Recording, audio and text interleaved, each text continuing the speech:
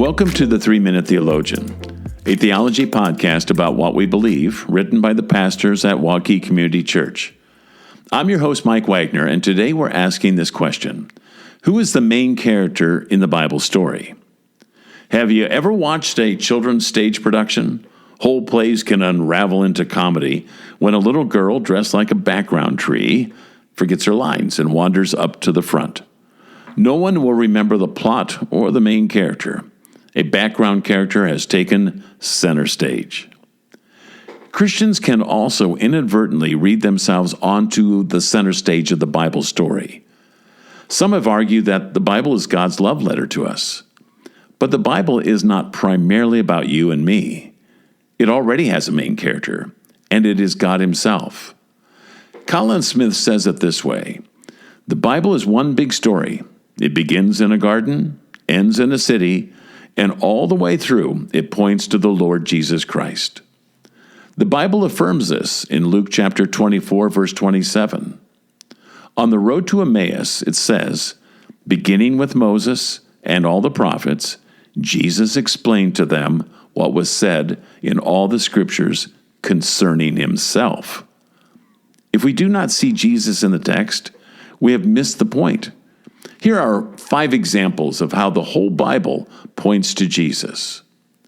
First, Jesus is the snake crusher. In Genesis 3:15, God says to the serpent, I will put enmity between you and the woman, between her seed and your seed.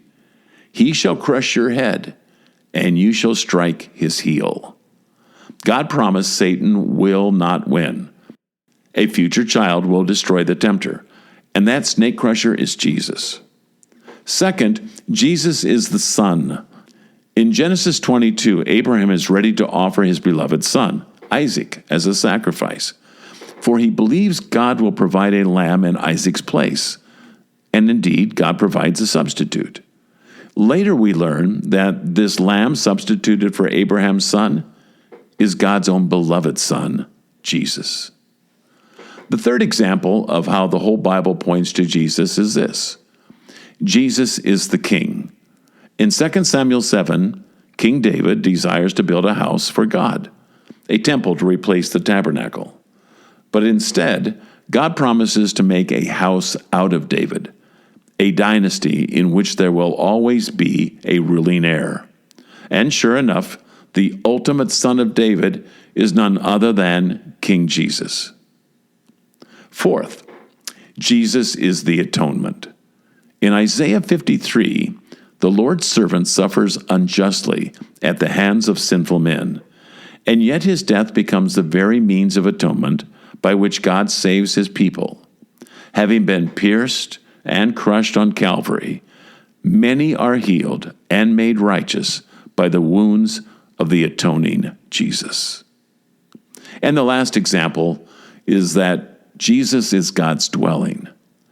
In the Old Testament, God pitched His tent in the wilderness and dwelt amongst His people from a tabernacle. Later, John's Gospel connected this to Jesus, saying, the Word became flesh and dwelt among us. Jesus is the dwelling place of God, and one day our eternal home will be the ultimate tabernacle, a garden city in which Jesus dwells with us, and our dwelling is Jesus. When we make ourselves the main character of the Bible, we lose sight of the true protagonist, and we diminish the grandeur of his story. The Bible is the best story ever told, because the Bible is about Jesus.